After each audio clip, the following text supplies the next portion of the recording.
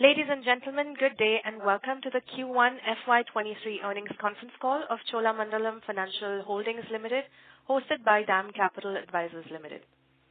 As a reminder, all participant lines will be in the listen-only mode, and there will be an opportunity for you to ask questions after the presentation concludes. Should you need assistance during this conference call, please signal an operator by pressing star then 0 on your touchtone telephone. Please note that this conference is being recorded. I now hand the conference over to Mr. Pritesh Bum from DAM Capital Advisors. Thank you, and over to you, sir. Yeah, thank you, Rochelle.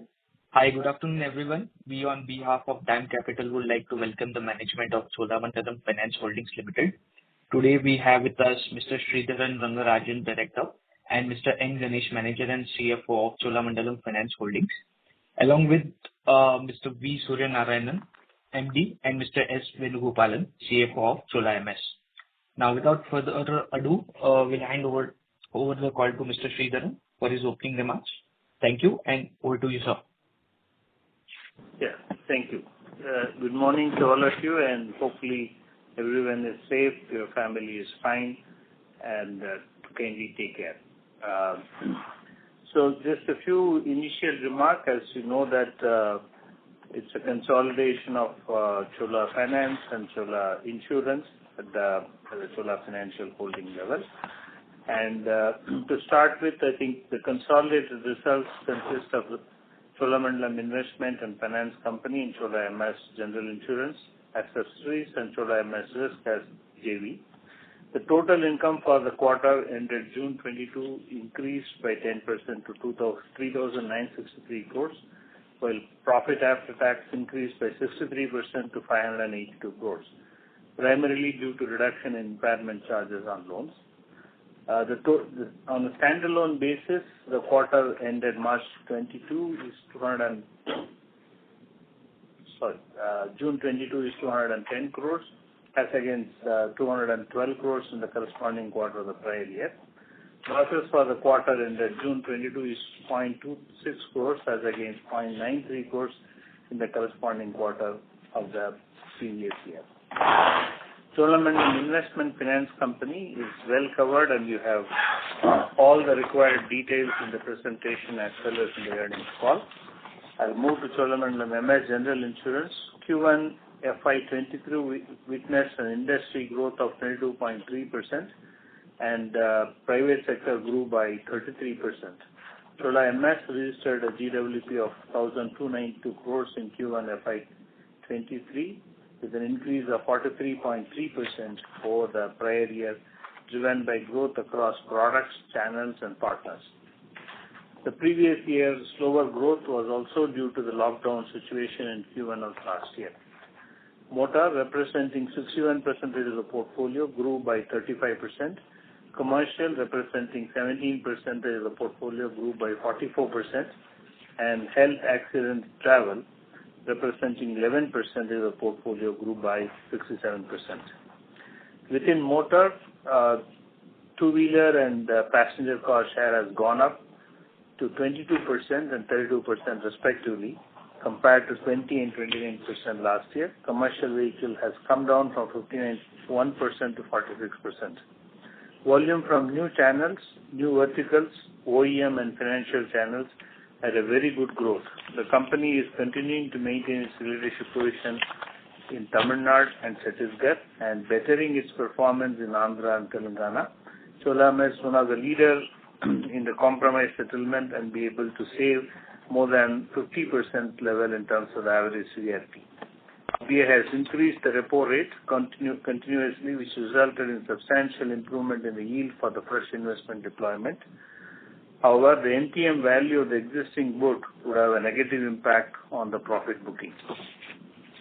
The company's long-term policies growth was more as per the IRDA direction, the company needed to upfront absorb the full cost for all long-term policies. However, the UPR get earned over the long-term policies, creating an embedded value in the balance sheet. So with this, I will open up for Q&A, and we'll take your questions. Thank you. Thank you very much, sir. Ladies and gentlemen, we will now begin the question and answer session. To ask a question at this time, please enter star then 1 on your touchtone telephone. If you wish to remove yourself from the question queue, you may enter star and 2. Participants are requested to please use handsets while asking a question. Anyone who has a question may enter star 1 now. We will wait for a moment while the question queue assembles.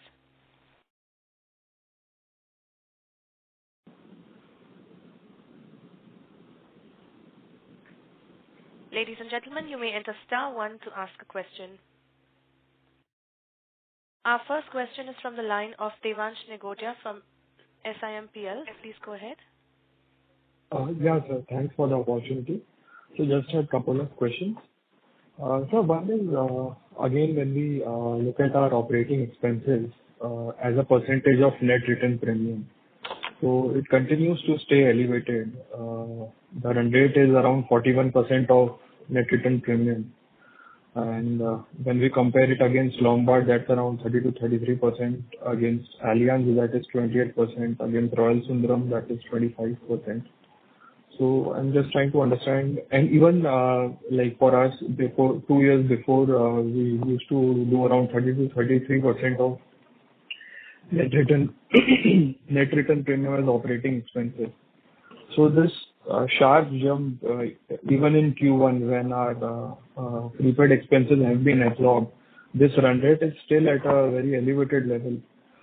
So if you can just give a perspective of where we are doing these investments, that would be really helpful. Yeah.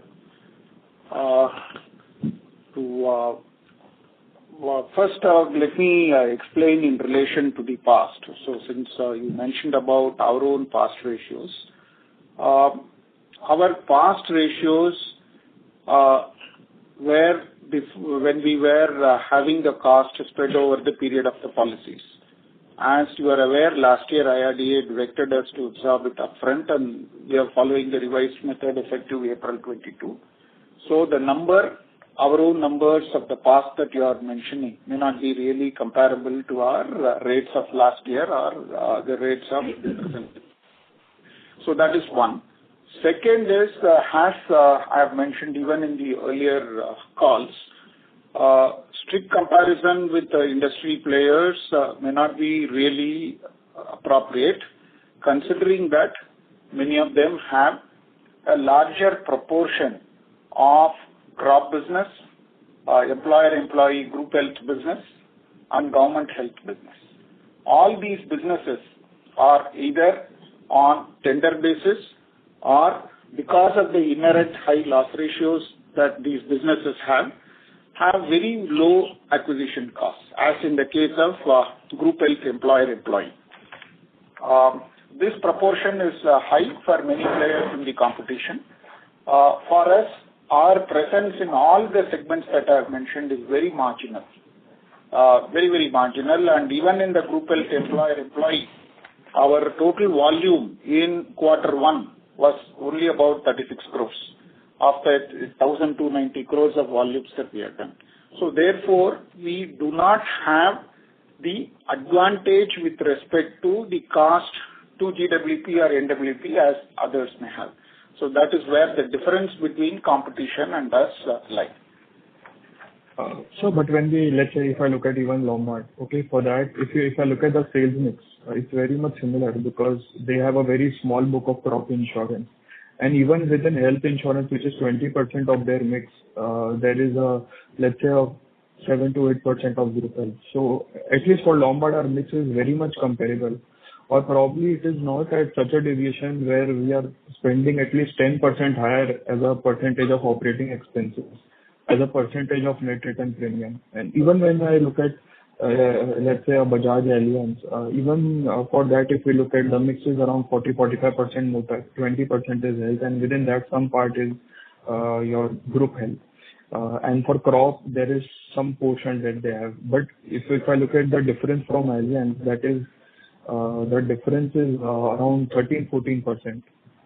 For Royal Sundaram also, even if I adjust it for the group policies and crop insurance, even then the difference is staggeringly high. So I'm not able to really understand that why there is such a big difference. And even for us, if based on historical numbers, if I adjust 10% of operating expenses and if I elevate it, then what is the ROE targets that we have going forward? If we have to actually increase the operating expense by 10% as a percentage of NWP, that increases the combined ratio structurally by 10%. So if you can just share a perspective here. Yeah. So, if you were to look at crop, yes, some players have in much larger proportion. Some players have in smaller proportion. And it is not my intent to name any player in this call, as this is only about Chola MS, but more to give a perspective. Many players have a group health business which are in the range of 300 to 350 crores. These are available in the public domain that both the regulator and the insurer puts out, the council puts out. And our numbers in comparison to that is what I mentioned. It is only about 10% of the size of other players in terms of the group health business that they have put out. And as I said, the group health business, employer-employee, that's what I'm referring to. Mm-hmm. Generally, as even a capped expense structure only at 7.5. So that inherent advantage will always be there, but which advantage is always squared up by a higher loss ratio on the claims front. So that is the picture there. We do not write that business more as a board policy in view of the volatility as well as the adverse loss ratios. And therefore, that advantage may not reflect in our cost structure. That is part A in relation to the broader competition comparison. The second is our own business profile is something that I can talk about as a good proportion of long-term business. Of course, a long-term business would also get reflected in the net written premium. I don't deny that. It is there, but that proportion has been growing fast. And under the new dispensation of the IRDA guideline directive, we are absorbing those costs upfront. And as we grow faster, our growth rate on a lower base was, as Mr. Sridharan mentioned, was at 43%. But we don't expect that growth rate to sustain at 40 or 43 as we go along. The numbers for even July is out, and we are growing at about 21%. So the full year growth, as it stabilizes to a moderate level, we will find that this expense structure will also moderate. So for next 1 or 2 years, if you can... Yeah. Can you share the target for the combined ratio for next 1-2 years, the growth and the ROE profile for next 1-2 years? While we don't generally make forward-looking statements for the company as such, but then we are looking at end of the year ROE in the range of about 12.5 to 13 is what we will have for the year. Considering our own growth plans and the level of growth that we would have by the end of the year. This is at an estimation that is being made by the management internally. But if you look at let's say our investment leverage currently is around 6.5 times, which I think the solvency has decreased. And if we are looking at 12-13% ROE, then to play the recovery of auto cycle over the next 2-3 years, the investment leverage will keep expanding because I think our ROE will be lower than the expected growth. So how will this interplay, if you can just share a perspective, considering all the news flow around the recovery in auto cycle, and we have a large mix of auto insurance book in our own business. So how do you think this would play out? You are right about the investment leverage, which is one of the highest in the industry and therefore a strong point in terms of the investment corpus and the related yield that it gets for the industry. But there are 2-3 factors that are developing. One is, as you are aware, the Motor Vehicles Act has been notified effective 1st April. And there are both Supreme Court and a few High Courts have also confirmed the applicability of many of the provisions that are favorable to insurers for accidents occurring on or after April 1, 2022. So what this would mean is that the speed with which the claims get reported is poised to go up, and in the revised procedure, the speed of settlement will also happen. So that is one development which is both positive because the uncertainty of motor TP loss ratios for the future is poised to reduce. One impact that it will have is that the cash outflow rather will be faster towards the end of the H2 as we proceed to settle those claims faster. So this is the effect on the leverage. The second dimension is our own ambitions to grow in motor as to what it would be. We are clearly on the path of, while we will certainly grow strong in motor, and we are just about to join fourth largest amongst the private sector in the motor line of business. While we will grow, but the diversification in the balance sheet in terms of business profile will also be to keep continuously reducing the motor proportion. So that also will be happening with growth both on the property side, where even as you can see in Q1 we have grown much faster, and the trend is poised to continue. As also in our traditional businesses of personal accident, which has come back strongly, and retail health, both in the bundle side as well as in the retail side. So the growth in these will be at a faster clip, and which will keep reducing the proportion of motor business. Okay. And in case of so this has been notified long back, but this was actually not played out. So I think can you just help us understand on ground how this claim intimation, when is it actually going to start playing? Because I think this has been notified 6 months or a year back, or probably even. It got notified in March as effective from 1st April.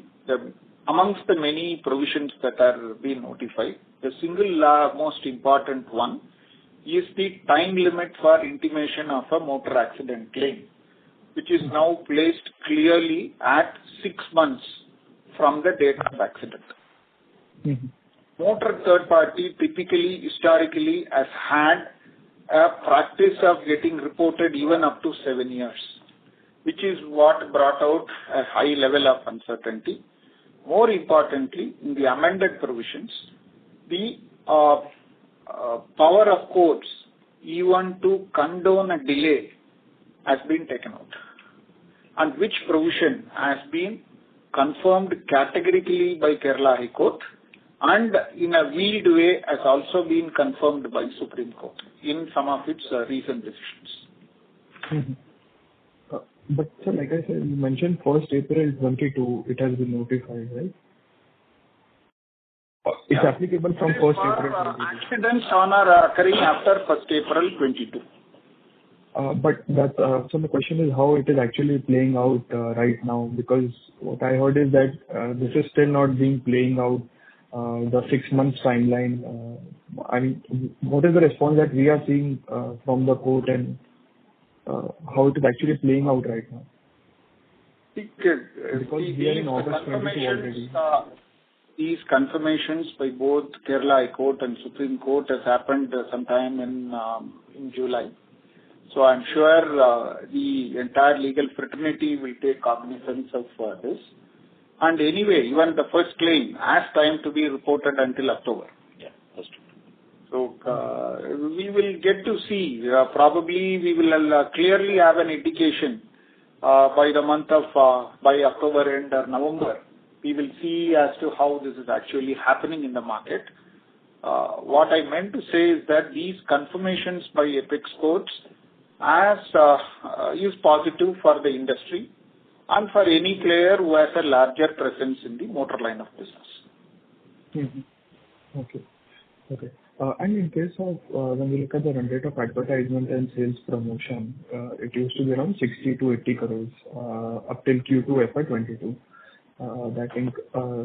That increased to 130 crores in Q3 FY22, and it increased by almost 100 crores in Q4 FY22 to 183 crores.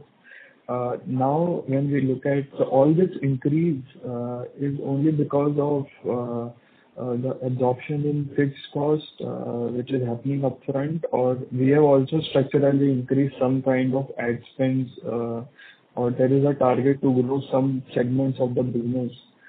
Because what I see that these are largely, they have increased on motor insurance only.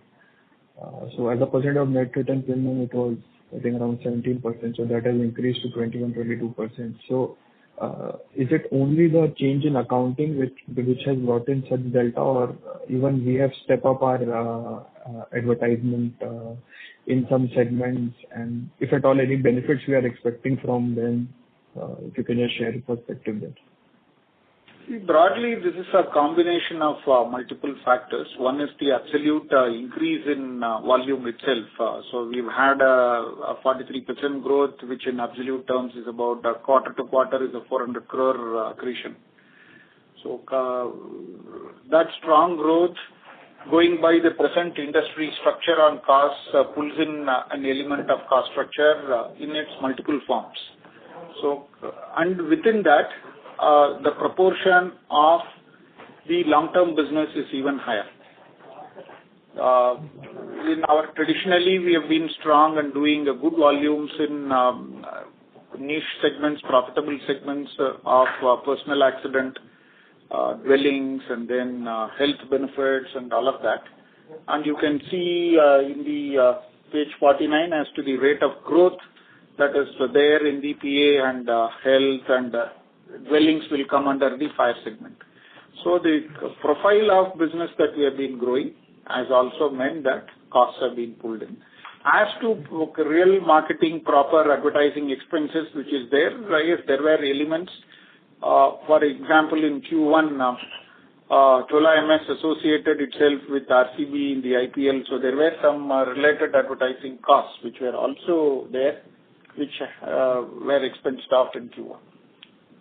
Okay. So anything else? Yeah, it's a combination, as you rightly said. There are expenses incurred on advertisement like Delhi Metro and also in the FM areas. These are also part of that. But every segment requires a level of campaign and also branding increase from the point of view. So the advertisement expenses tend to be higher when the volume goes up. Okay, and any kind of. I'm sorry to interrupt. Okay, sure, I'll run the Thank you very much. Our next question is from the line of Sanket Godha from Spark Capital. Please go ahead. Thank you for the opportunity. Sir, if you can quantify out of the total GWP or NWP you have written in the current quarter, how much would be long-term in nature, that is benefit-based health or PA or dwelling business as a percentage of the total business, and how much different it is compared to last year, and how it could potentially play out for full year of FY23? Yeah, Sanket, the long-term policies which are embedded into the GWP, as such, is growing for Chola MS. So, in Q4 2022, we are talking about Q1 22, we were at 5% level, and it has grown to 10.6 by Q1 2023. Clearly, that shows that, the long-term premium embedded in the form of dwelling, health, and PA is growing for us. That growth will have an impact on the cost, as you know that, it is all absorbed upfront into the P&L.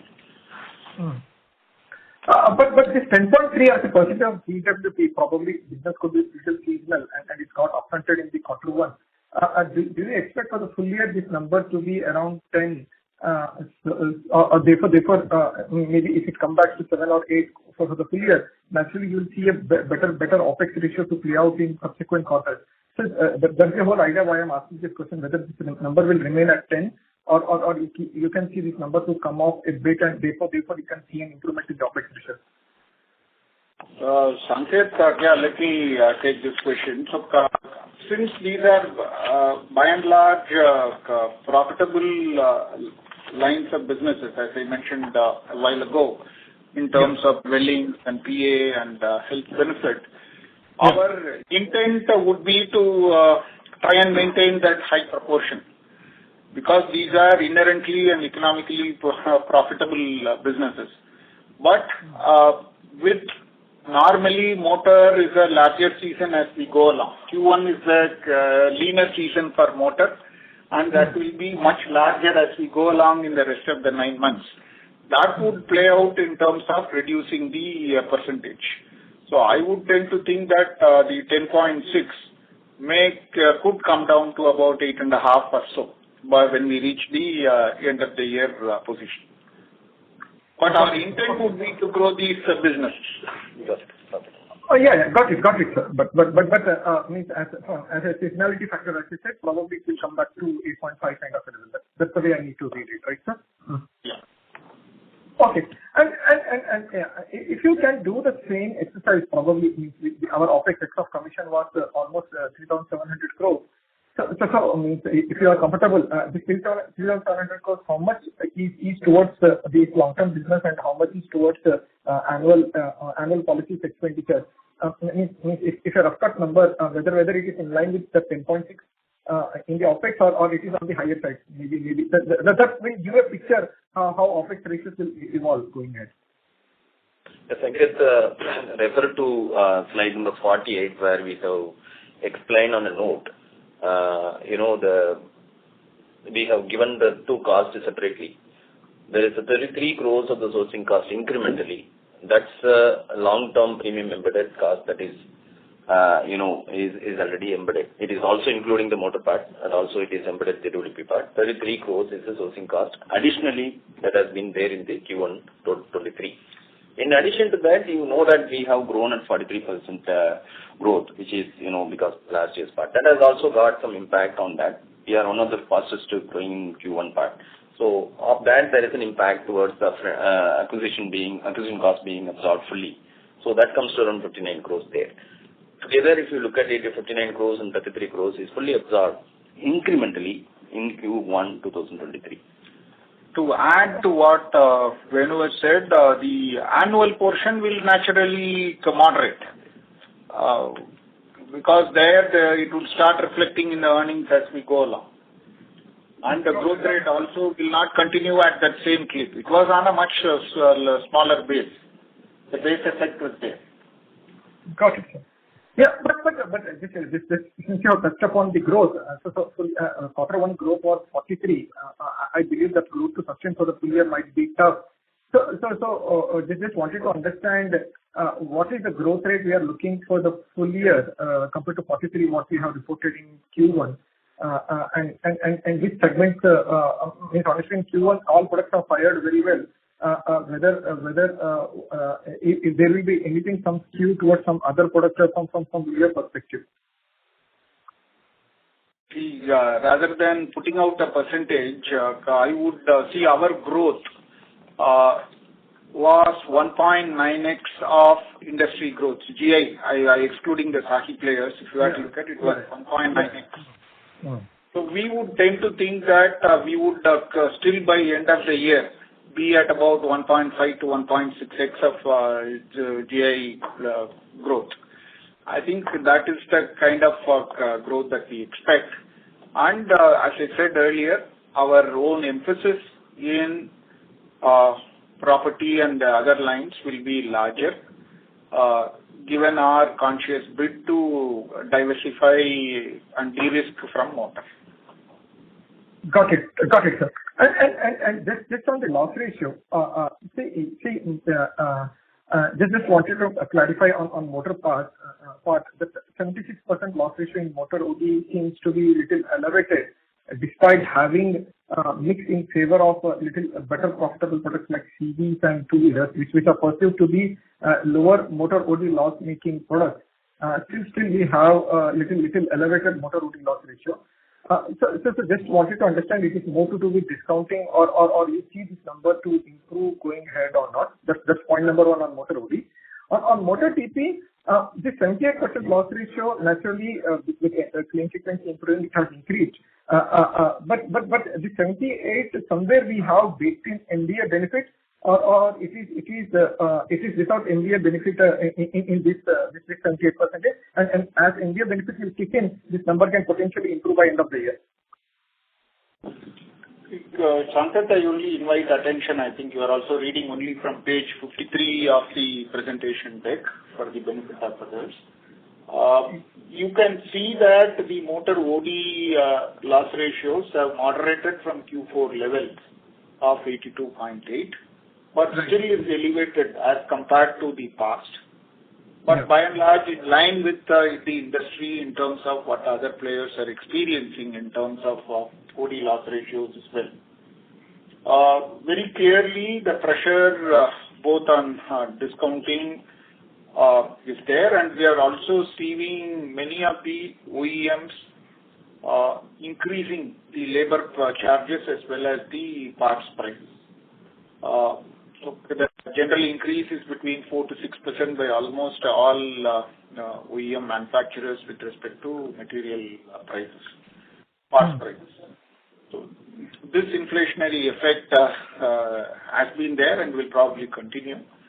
But the question is how the players are now getting that much more granular in terms of their choices that we make in respect of geographies and subcategories, and Chola MS is also doing fourth. So the other advantage that Chola MS will have going forward is that our commercial vehicle business, especially with respect to the financial tie-ups, is slowly restoring back, and when that gets restored, there will be some positive effects to come out of that. We can also see the proportion of CVs going up from present level, but certainly not up to the levels of what it used to be in the past in 2018, 19 or even 20. So that is one trend on the motor OD part. On the TP side, yes, this obviously we have not considered any Motor Vehicle Act benefits that are there. On this, we would definitely want to wait and see as to how it actually gets adopted in the marketplace. While the reaction of courts initially has been very positive, as I mentioned earlier, we would love to see it actually pan out and get implemented, at which point I'm sure our actuaries will take a relook in terms of advising us on what ratios that we should be providing for. Got it, sir. And last question, on health side, if you can break down the health business, I think we did around 138 crores in the current quarter. So can you break it down into benefit-based and indemnity to extent what we have done?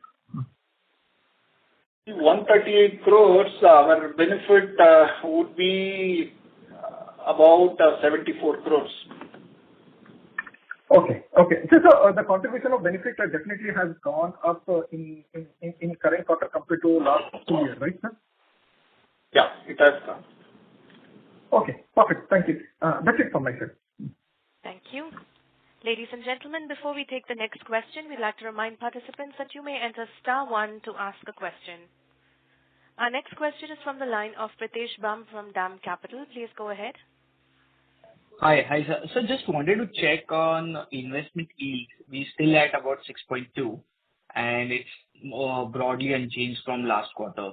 So do we see the investment book itself or the yield picking up from here on? And how do we, does the profitability start improving without increasing the leverage? That was the first question. Yeah. So can I answer that? Actually, this yield started increasing, as you rightly said about that. There are two things that is happening. The incremental investments is also operationally, growing after the COVID and all is over now. We started accruing to the investments. That is getting deployed at the higher yield. That is clearly, as a part of that, is advantage to Chola MS. Also, the reduction is also we are even talking about 380 crores of creation. in the Q1, which is the normalized one compared to the previous year. It would be much higher. That shows that we have a normalized level of this thing. Our average duration is around 3.6 years. That shows that the current yield seems to be lower, basically because of the current investments which are there as a part of that is at the lower yield. Having said that, the incremental investments are getting deployed at a higher yield. And in fact, in July, after the price revision and all what we have done as a part of that is around 7.7%. So basically, that is going to give a clear advantage to Chola MS in terms of the investment income. Sure. So the 3.6 duration means that we will have a large part of investments done in the COVID period itself. That's why the yield is lower. Because that makes sense, right? Because we will have invested at about 5.5 or 6% when the yields were at that levels. One advantage of a lower duration, because if you compare with other companies where the duration would be used to be higher, whenever they invest at a longer duration, it will take much more period for the redemption. So that means that continue to be the lower yield. But for us, it is 3.6, which also includes 5.3% of our portfolio is in the bank deposits, which are less than 1 year part of it.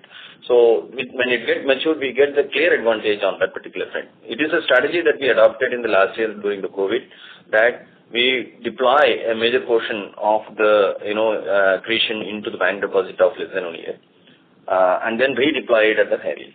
So that is really happening now, and those deposits, when it is getting matured, is getting deployed at the very higher rate, particularly when the RBI has increased it, and also even now we are not investing in a long term.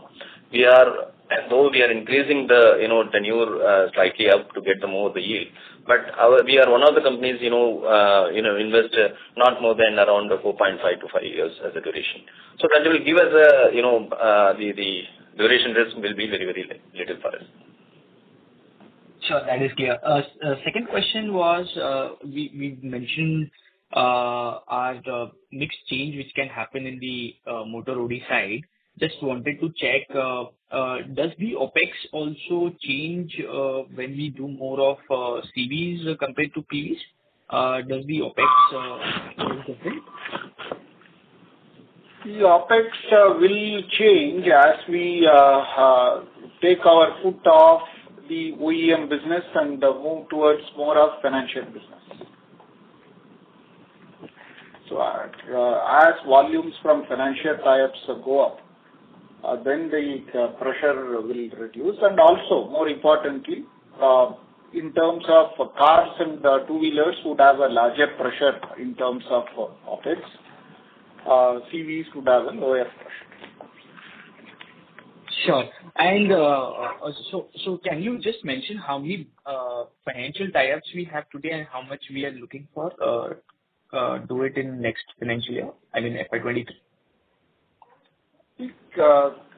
Some of our larger channels have been very clearly our own sister company, Chola Finance, is a large contributor. And there is a natural rub-off effect. As they grow, it means more business for us. Especially if they grow faster in commercial vehicles, it's advantageous for us. We continue to operate in some of our leading relationships with IndusInd Bank, with many small finance banks like AU, Equitas, and then and also get volumes from other smaller financiers. So these volumes are there, but these are some of our larger traditional and long-time channels. Sure. That means as banks are growing, and we'll also see the reflection of the same. Yeah. And these are large vehicle finance players, and when they grow, naturally there will be a volume growth for us. Sure. And same question for when we look at motor and health mix. You, I think, mentioned that health mix may go down back to that 8.5-9%. So again, there also OPEX could change a little bit towards better side, or health is much more cost effective than motor? See, it is all costs, there are multiple drivers there. I mentioned that in that 8% is in terms of overall long term, which will also include dwellings business, which is the overall long-term premium business. Naturally, the cost structure for benefit products are very different, and it all depends on our own appetite, and then it's a pure economic benefits. It may hurt this year's financials, but the value that you are building in the balance sheet will be much stronger. Sure, that is clear. Thank you so much. That's it from my side. Thank you very much. Ladies and gentlemen, a reminder to participants, you may enter star 1 to ask a question. Our next question is from the line of Dipanjan Ghosh from Citi. Please go ahead. Hi, good morning. Am I audible? So your line is not very clear. Could you use your handset, please? Is this better? Yes, sir. Please go ahead. Yeah. So just a few questions from my side.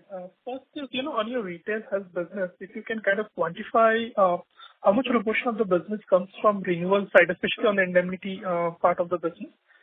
The second is, and this is not from a quarter perspective, but more, let's say, from a long-term or historical trend perspective. How do you see the claims really change on the indemnity side as the book vintage increases, be it across customers or across geographies? My third question is on the wholesale businesses or the B2B businesses out there, excluding group health. So what are the key USPs that you have in this business to dominate the segment over a longer frame? Is it pricing or is it the relationships that you have out there? And last, if you can quantify how much of your overall premiums is originated from the Chola Finance entity out there. Those are my 4 questions. Yeah. So let me proceed. See, definitely the health. You asked about the health indemnity as to how it can pan out. The point is, health indemnity will always be susceptible to medical inflation, which can grow anywhere between 10 to 14%, depending on geographies. Metros obviously will have a much higher inflationary tendency as against the tier 2 markets. So, therefore, there will be the need to do periodic price corrections for retail health indemnity. That is on one side. And second is continuous addition of new customers to the portfolio is also essential, because when the renewals get extended to the 7th or 8th cohort, and when it reaches that level, it is more a matter of time that the claim comes from the policyholder. So it is inevitable at that point. It's more a probability of whether it is going to come in this year or next year or the year after. So that is how the tendency is likely to be. So the success of a good, strong franchise in the retail health indemnity especially would always be to the ability to add new policyholders and maintain it at a certain proportion to the overall. So that is the health indemnity part. Benefit as far as your specific question on what we are doing, it certainly emanates from many of the long-term relationships that we have. Some of the names that I mentioned earlier, those, as also from other partners.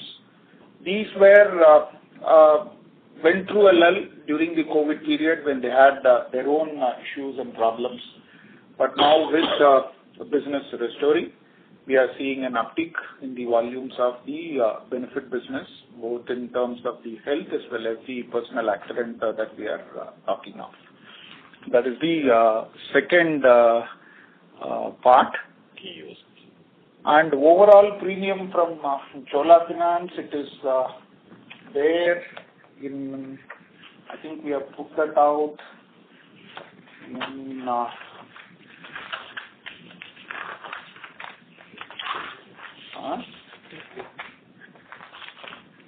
captive. It is there in which page?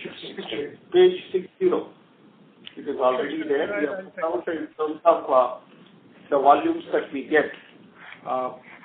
In terms of the captive channel, which is our own Insurance Express outlets plus Chola Finance, that number is there. And if you have to look at, this is almost 396 out of the 1290. So in a way, roughly around 31%, which is also mentioned there. So that's the proportion of business that we get, and we expect this proportion to grow to about 35 at least by the end of the year. Okay, and on the wholesale, anything? If I had missed anything, please bring it up, please. Yes, two things. So one is the right to win in the wholesale or the B2B businesses. Be it in fire, maybe some of this B2B segments. How should one differentiate one player from the other, and what are the key USPs to dominate this segment? Very clearly, we have continuously over a period of last 2 to 3 years, we have increased our capacities through reinsurance arrangements. We have provided the returns to the reinsurers in terms of the profitability, which has made them enhance our reinsurance capacities, which is almost double from what it was in FY19. So, which means that today we are in a better position to compete in the market for larger businesses in the property insurance space, which is also yielding results in terms of growth. And many of our other initiatives by way of setting up specific verticals to target SMEs across the country, they are also contributing to the growth, which is why we are seeing a growth in fire business fairly robust as compared to the industry growth. Sure. Just one question, I think, one follow-up and one question. One was on the retail renewal. How much of your business comes from renewal, annual number or quarterly, whichever works on the indemnity side? And one follow-up, when we discuss about claims here, if you can highlight, do you get any favorable pricing agreement on your select hospital network?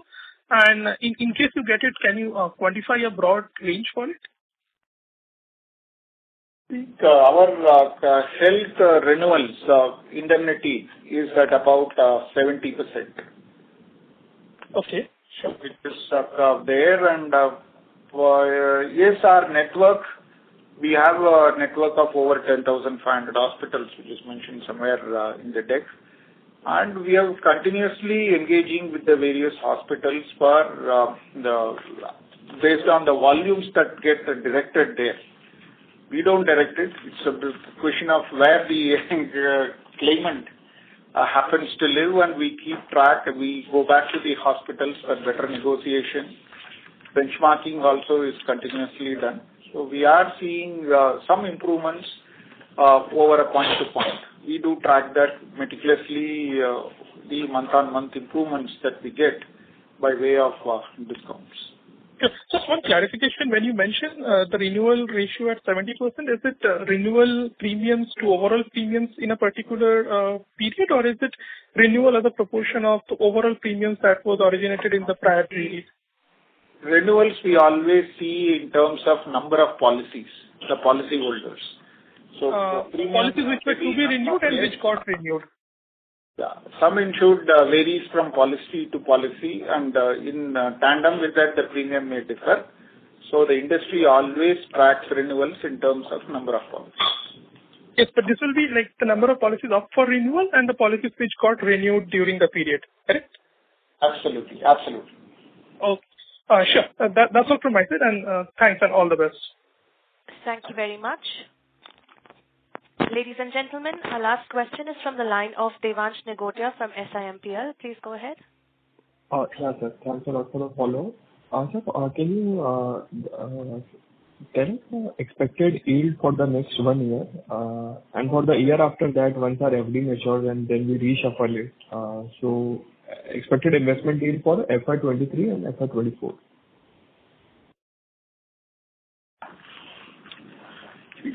That would clearly be a function of while the investment corpus accretion that we will have. In a normal scenario, we expect to have a net accretion of about 2,000 crores, very clearly. So to put a number, say March 23, we could well see the corpus ending at about 14,500 crores. And the incremental yield, that will naturally be market linked, market related. And we can also safely assume that we are underweighted in terms of equity. And we could very well see the growth in the equity book to about 4 to 5% over the next 2 years. So then thereafter, I would leave you to do the math.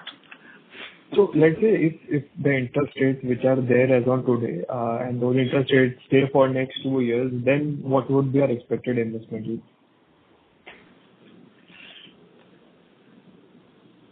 Sorry, can you repeat the question?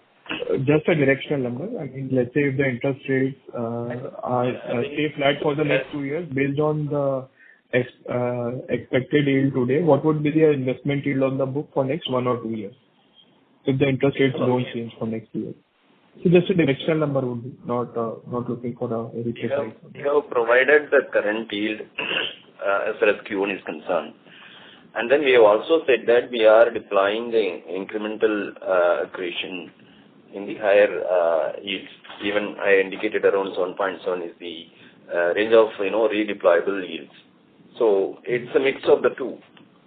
Basically, that 14,500 crores is the closing investment that we talked about, and then out of that, around 2,000 to 2,500 crores may be the element of the higher investment yield. The current yield is also, depending on the maturity of the buckets that are going on. So it's a question of current yield we have given, and we are deploying in the higher yield on the incremental part we have given. The remaining math will do on that. It will be on the upfish side, as far as current yield is going to be upfish from month-on-month is concerned, because there is going to be an incremental investment deployed in a higher yield. Okay. And what would be, let's say, the shuffle in the portfolio as a percentage for next 1 year? When we say some FDs will mature, so what would be the kind of churn that will happen? Churn depends on majority of our investments are in the debt book. As Suri has mentioned about that, equity book is not so much matured. So the maturity book is actually, we have said about that 3.6 years is the average duration for it. Some part of it we have deployed in the fixed deposit, around 5% on the book is there as a part of that, which will get matured in 1 year part. So the part which will get matured in the current year will also get into the level of higher investment yield. In addition to the accretion we are getting from the operational surplus. Okay.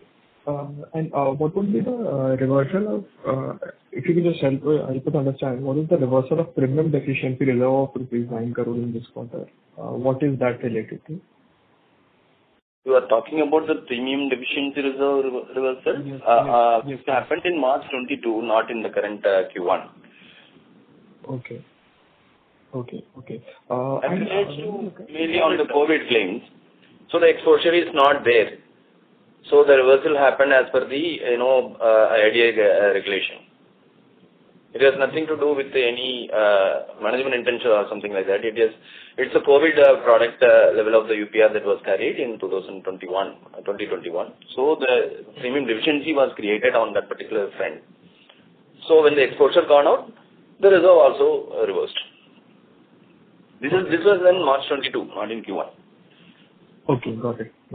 And then within our OPEX, so like I had the question for ad and promotion, similar question for outsourcing and employee cost as well.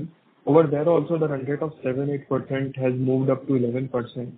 So even that increase is structurally because of upfront increase in the operating expense for long-term policies, or there has been some step up in the employee count or some salary increases that have happened, or some perspective if you can share. No, as far as Chola MS is concerned, the outsourcing expenses was not there as a part of the reclassification it was done. If you look at the financial accounts of March 22, there's a clear note there. It is all the staff related. We have two wings of the employee cost. So the outsourcing part is mainly constituting the element of manpower cost, 100% on that, which we reclassified into staff cost in the year March 22. We have disclosed in the notes to accounts also. So basically, your both employee cost and outsource expense cost, both of them are employee cost, right? Employee cost. That we have already moved in March 22. Correct, There is yeah. no So separate what I'm line saying, item for outsourcing. the sum addition of both was like around 7%. Even that has moved to 11%-12%. So I'm just trying to understand over here also, the change in accounting policy has led to this step up from 7-8% to 11%. That has happened structurally, or there has been some step up in the employee count? That is where my question was coming from. So if I go by the exact numbers, before March 20, if I add the employee cost and outsourcing expense as a percentage of net written premium, it used to be around 6.5-7%. Over last 1 to 2 years, that has moved up to 11-12%. So that is where I'm trying to understand what part of this delta of 4.5% is because of this accounting policy change, and what portion is related to actual step up in the employee cost. Policy change, as I mentioned in March 22, we have reclassified the outsourcing expenses into staff expenses combined. So even earlier, if you look at the two expenses, salary cost, employee-related cost and outsourcing, and compare it with the March 22, there will not be a bigger change in that. Sir, there is a bigger change. I'm actually going by the data. Yeah, probably you can come offline on that to explain. Yeah. Okay. That's it from me. Thanks, sir. Thank you very much.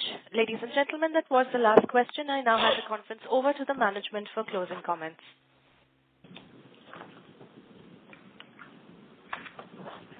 I'd like to thank all the participants who joined the call. So, as you have heard from Mr. Suri, Chola MS is poised for strong growth through the year. And with these comments, conclude the call. Stay safe. Thank you. Thanks a lot. Thanks, everyone. Thank you very much, members of the management team. Ladies and gentlemen, on behalf of DAM Capital Services, that concludes this conference call. Thank you for joining us. You may now disconnect your lines.